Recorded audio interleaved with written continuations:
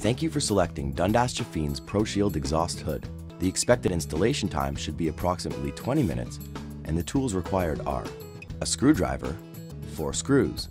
We suggest using the right type of screw and length for the wall you're fastening the cap to, exterior silicone or latex caulking, and a caulking gun.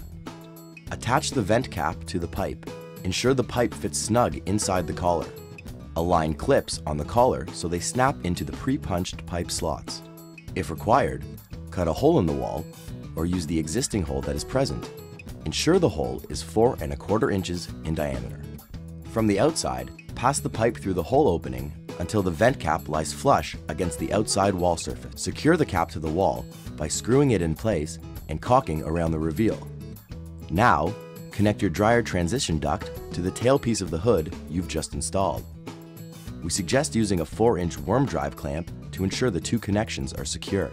One benefit of the ProShield dryer vent hood is the accessibility for future inspection and cleaning. To access the ducting system, simply grasp the finger pulls and twist the inner shield counterclockwise to align the arrow with the unlock symbol.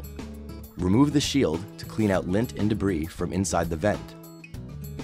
When complete, replace the shield and turn it clockwise to align the arrow with the lock symbol. You should hear it click when properly locked. For more information about this product or other Dundas Jafine products, please visit our website at dundasjafine.com.